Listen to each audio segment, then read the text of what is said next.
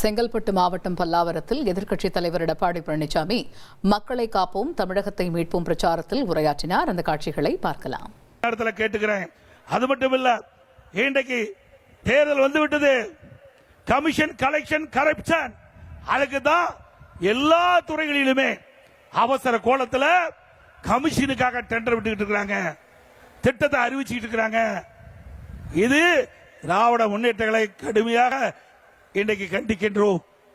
அது மட்டுமல்ல, இன்றைக்கு குவாரி வைத்திருக்கின்றவர்கள், ஜல்லி கிரசர் வைத்திருக்கின்றவர்கள், அவர்களை மிரட்டி பணம் பறிக்கின்ற செயலில் திராவிட முன்னேற்ற கழக அரசு ஈடுபட்டுக்கின்றது. இது வன்மையாக கண்டிக்கிறோம். இன்னைக்கு அந்த கிரசர் உரிமையாளர்களை மிரட்டி பல லட்சம் ரூபாய் அந்த இலாக்காவுடைய அமைச்சர் அவளிடத்திலே பணத்தை பறிப்பதாக செய்திகள் வந்து கொண்டிருக்கின்றது. திராவிட முன்னேற்ற கழகத்துக்கு எச்சரிக்கை விடுகிறோம். அதிமுக ஆட்சிக்கு வந்த பிறகு இப்படிப்பட்ட செயல் ஈடுபடுகிற எவராக இருந்தாலும் உரிய நடவடிக்கை எடுக்கப்படும். அதோட திரு ஸ்டாலின் எதிர்கட்சியில் இருந்தார். அப்ப திரு மோடி அவர்கள் இன்றைக்கு சென்னைக்கு வந்தார். அப்ப சென்னைக்கு வருகின்ற பொழுது கருப்பு பலூன் விட்டார். திரு மாண்புமிகு பாரத பிரதமர் அவர் எதிர்த்து கருப்பு பலூன் விட்டார்.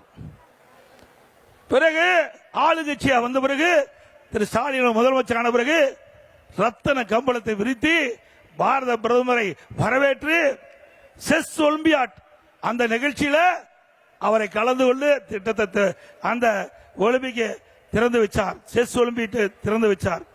கேலோ இந்தியா அதை சென்னையில் நடத்தினாங்க. அதற்கு அவரை வரவழைத்து அந்த நிகழ்ச்சியிலே பங்கு பெற்று அந்த கேலோ இந்தியா விளையாட்டை துவக்கி வைத்தார். கலைவாணர் அரங்கில் மத்திய அரசு கொண்டு வரப்பட்ட பல திட்டத்துக்கு அடிக்கல் நாட்டு விழா நடந்தது. அப்பவும் அவர் அழைச்சு வந்து அந்த நிகழ்ச்சி நடத்தினீங்க. பிறகு திரு மோடி அவர்கள், பாரத பிரதமர் திரு மோடி அவர்கள் சென்னைக்கு வந்த பொழுது வெள்ளை குடை பிடித்தார் ஸ்டாலின். எதிர்கட்சியா இருக்கும் போது கருப்பு விடுறார். திரு ஸ்டாலின் ஆளுங்கட்சியா வந்த பிறகு வெள்ளை குடை பிடிக்கிறார் பிரதமருக்கு. இதுதான் ஸ்டாலினுடைய இரட்டை வேடம். ஸ்டாலின் அவர்களே ஆளுகின்ற நிலை வருகின்ற பொழுது ஒரு நிலைப்பாடு, எதிர்கட்சியாக இருக்கின்ற ஒரு நிலைப்பாடு, இரட்டை வேடம் போடுகின்ற கட்சி திமுக கட்சி என்பதை நாட்டு மக்கள் அறிவார்கள். சிந்திச்சு பாருங்க. வீர வசனம் பேசுவார் எதிர்கட்சியா இருக்கின்ற பொழுது, ஆளுங்கட்சியானவன அப்படியே அமைதியாகி விடுவார். இன்றைக்கு 39 நாடாளுமன்றங்கள் திமுக கூட்டணி கட்சி சேர்ந்தவர்கள் தேர்ந்தெடுக்கப்பட்டு இன்றைக்கு நாடாளுமன்றத்தில் இருக்கின்றார்கள். தேர்தல் நேரத்தில் கொடுக்கப்பட்ட வாக்குறுதி, திராவிட முன்னேற்ற கழகம் ஆட்சிக்கு வந்தா நீட் தேர்வு ரத்து செய்யப்படும் என்று அறிவிப்பை வெளியிட்டீங்க. செஞ்சாங்களா? நாடாளுமன்றத்தில் பெஞ்ச தேய்ச்சிட்டு இருக்கிறாங்க. ஒரு நாளாவது இந்த நீட் தேர்வுக்கு விலக்கு அளிப்பதற்காக நாடாளுமன்றத்தில் குரல் கொடுத்து இந்த நாடாளுமன்றத்தை ஒத்தி வைத்த வரலாறை இவர்கள் செய்தார்களா? இல்ல. ஆக தேர்தல் நேரத்தில் வீரவசனம் பேசுவாங்க, மக்களை ஏமாற்றி வாக்குகளை பெற்று ஆட்சிக்கு பிறகு கொடுக்கப்பட்ட வாக்குறுதியை காட்டிலே பறக்க விட்டுவார்கள். ஆக இப்படிப்பட்ட ஒரு கட்சி தான் திமுக கட்சி. அதனால பல வியாதிகள் வருது, பல நோய்கள் வருது. அதை சீர் செய்ய வேண்டும் என்று போராட்டம் நடத்தினார். இது அண்ணா திமுகவுடைய நிலைப்பாடு. ஆனா திமுக எதிர்க்கட்சியா இருக்கின்ற பொழுது இப்படிப்பட்ட போராட்டம், மக்களுடைய பிரச்சனைக்காக போராட்டம் நடத்திய வரலாறே கிடையாது.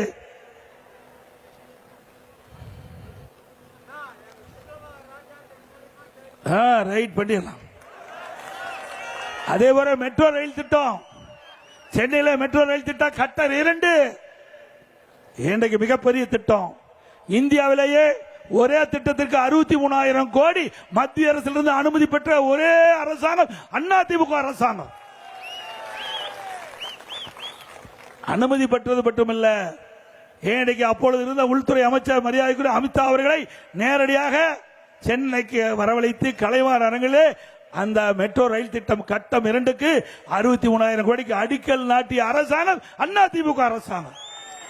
இப்படி ஒரு பெரிய திட்டத்தையாவது உங்களுடைய ஆட்சியில கொண்டு வர முடிஞ்சதா?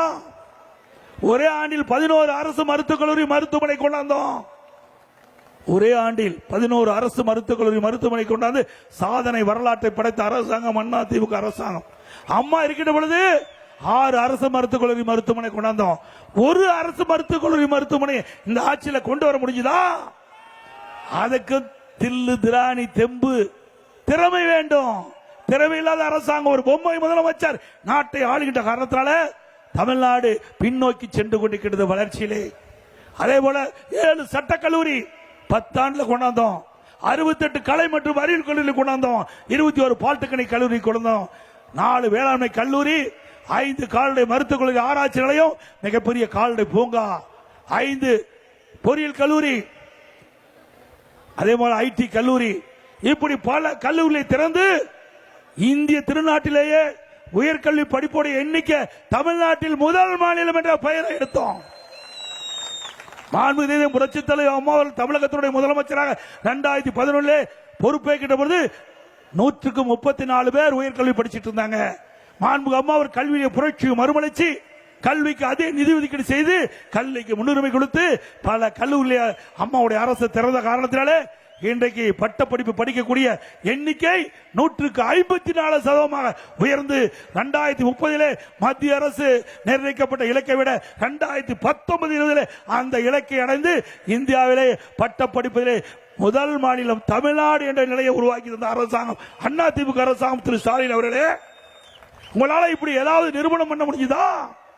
திறமையாக அரசாங்கம் பல துறைகளிலே தேசிய அளவில் விருதுகளை பெற்றோம். உறுப்பு மாற்று அறுவை சிகிச்சை தொடர்ந்து 5 ஆண்டு காலம் தேசிய அளவில் விருதுகளை பெற்றோம். உணவு தானிய உற்பத்தி தேசிய அளவில் 5 கிறிஸ்துகர்மான் விருதை பெற்றோம். அதே போல உள்ளாட்சியில 140 தேசிய விருதுகளை பெற்றோம். போக்குவரத்து துறையில விருது தேசிய விருது, மின்சாரத்துறையில தேசிய விருது, சமூக நலத்துறையில தேசிய விருது, கூட்டுறவுத்துறையில தேசிய விருது, உயர்கல்வியில தேசிய விருது, இப்படி பல துறை வாரியாக தேசிய அளவில் திறமையான அரசாங்கம் தமிழ்நாடு அரசாங்கம் என்பதற்கு இதுவே சான்று. உங்களால் இப்படி திறமையான அரசாங்கம் என்பதற்கு நிரூபிக்க முடியுமா? எல்லாம் ஊழல். திமுக என்றாவே ஊழல், ஊழல் என்றால் திமுக. இந்திய திருநாட்டிலே பல மாநிலம் இருக்குது. ஊழலுக்காக கலைக்கப்பட்ட ஒரே அரசாங்கம் திமுக அரசாங்கம். இன்றைக்கு ஏற்கனவே சர்க்காரியா கமிஷன் அமைக்கப்பட்டது. அப்பொழுது சர்க்காரியா கமிஷனுடைய அறிக்கை வெளியிடப்பட்டாங்க. அதுல விஞ்ஞான முறைப்படி ஊழல் செய்கின்ற அரசாங்கம் திமுக அரசாங்கம் வெளியிடப்பட்டது. இன்னைக்கு பூச்சி மருந்து ஊழல், கோதுமை பேர ஊழல், அதே போல வீராணம் ஊழல், சர்க்கரை பேர ஊழல். சர்க்கரை பேர ஊழல்ல அதுல வெளியில் வந்த செய்தி, அந்த சர்க்கரையெல்லாம் எறும்பு தின்றுது. சர்க்கரையெல்லாம் எறும்பு தின்றுதான். அந்த சர்க்கரை மூட்டை இருந்த சாக்கு பை, கோணிப்பை, அது கரையா அரிச்சிட்டு. எவ்வளவு விஞ்ஞான முறைப்படி அன்ற இருந்த அரசாங்கம் அறிக்கை தாக்கல் செய்யப்பட்டிருக்கு என்பதை எண்ணி பார்க்குங்க. இப்படி விஞ்ஞான முறைப்படி ஊழல் செய்கின்ற கட்சி திமுக கட்சி. அண்ணா திமுக பற்றி பேசுவதற்கு எந்தவித தார்மீக பொறுப்பு இந்த அரசாங்கத்துக்கு இல்ல, இந்த திமுக கட்சிக்கு இல்ல. அதனாலதான் மத்தியை பார்த்து எப்பொழுதும் பேசிக் கொண்டிருக்கிறார். திரு ஸ்டாலின் அவர்களே, எங்களுடைய ஆட்சி குறிப்பிடுங்க, நாங்க பேசுறோம். மடியிலே கணமில்ல, வழியில பயம் இல்ல. திரு ஸ்டாலின் அவர்களே, அண்ணா திமுக ஆட்சி தான் தமிழ்நாட்டு மக்களுடைய வளர்ச்சிக்கு அடித்தளமாக அமைந்தது. இந்திய திருநாட்டிலே பல மாநிலம் இருக்குது. அந்த மாநிலத்தில் ஒப்பிட்டு பார்க்கின்ற பொழுது வளர்ச்சி மிகுந்த மாநிலம் என்று பெயர் வாங்குவதற்கு அடித்தளமாக இருந்த அரசாங்கம் அண்ணா திமுக அரசாங்கம். உடைய அரசாங்கத்தில் என்ன?